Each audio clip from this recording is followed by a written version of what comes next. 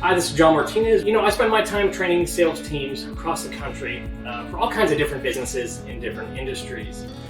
And one of the first questions I almost always get is, what's a better closing technique we can use? How can we take all these deals we've been working on and re-engage them and close them? And I get it, that makes sense. As salespeople, we are inundated with information about closing, right? Every video, every book, every sales process heavily focuses on the best ways to close, or the top 3 ways to close, or the top 10 ways to close. And we all know about the Ben Franklin close and the puppy dog closing. And all this attention is placed on closing. But there's a problem with this. If we actually look at the data, if we look at the data from companies like Huthwaite, who have studied dang near 35,000 sales calls over the course of 12 years. If we look at the Challenger sale and the research they did, we know that the more times we actually attempt to close, the less likely we are. Well, this presents a pretty dang big problem, right? If we're focusing on one thing, that the more we do it, the less likely we are to actually get a deal.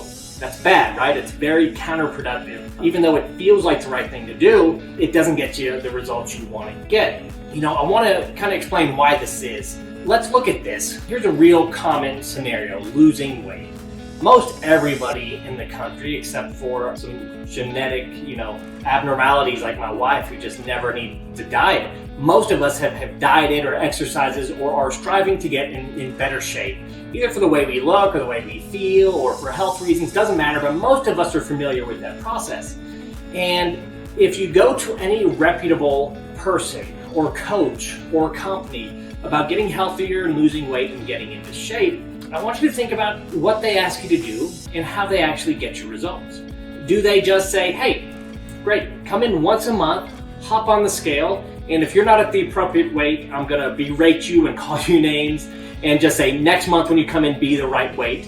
Or do they say, hey, listen, let's not worry about the scale, that's the outcome. How do we get to that outcome? Let's look at what you're doing on a daily basis. Let's look at the exercise you're doing, and let's look at the calories you're eating, the nutrients you're eating, and what you're actually consuming. Well, we all know the answer to that, right? The best in that business, they're gonna control the process. They know if they control the activities you do on a daily basis, what the outcome would be. And now when you think about it in that context, if all they did was look at the outcome, the weight each month, and then just berated you saying, lose more, that would be insanely ineffective. And that's common sense. We all know that. But the silly thing is, with sales, we're laser focused on that outcome. That's closing. That's the outcome. What the best salespeople in the world do is they don't care about the outcome. They don't even try to close. They don't try to close at all. They focus 100% on the process. What are all the activities in the process leading up to the end of the deal? Because they know when they follow that process, when they eat the right foods, when they do the right exercise in the losing weight context, they know what the outcome is going to be. Just like if you cut your calories in half and increased exercise daily, you're going to get in better shape. The best salespeople in the world know, if I go through the right questioning processes, if I uncover the motivations and draw a parallel to those motivations and personal impact, if I uncover everything that might stand in the way of the deal from going forward, fears, concerns, relationships, and so on, that at the end of the day, if it's possible, I'm going to close the deal. Or at very least, I'm going to get a clear yes, or I'm going to get a clear no, which is ultimately what we want at the end of a sales call. Yeses are great. It's great to get every yes possible, but if it's not going to be a yes, we want a no, and that's it. So here's what I want you to do going forward, if you're not doing this already. Stop focusing on the closing and start focusing on the process. Really simple way you can do this: just go back and take an hour, even just 30 minutes, and think about your most successful deals, your most successful sales, who they were with, what went into them, what questions were asked, what the process was like.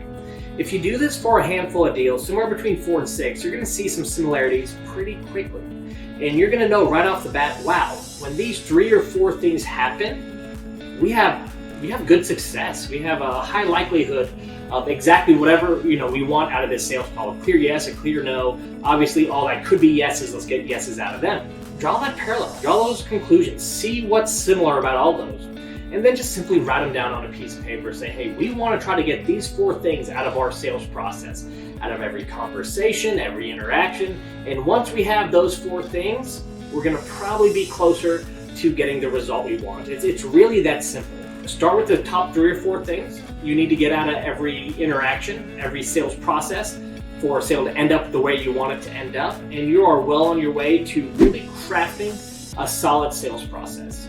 So, hey, I hope this helps. If you've been too focused on closing and you're realizing that now, if this resonates with you and you want another way, you want to find a way to get better sales results that have nothing to do with, hard closing or pressuring or doing any of those things that are really uncomfortable for you and your prospects and really just aren't the right way to do business, then go ahead and try this. Outline those 3 or 4 things that are common to each of your successful sales encounters and do everything you can to make sure those 3 or 4 things are accomplished or done on every sales call going forward. And that's going to start you out on the right path to getting better results. Listen, if you found this to be helpful and you think anyone else gets some use out of it, please share it with them.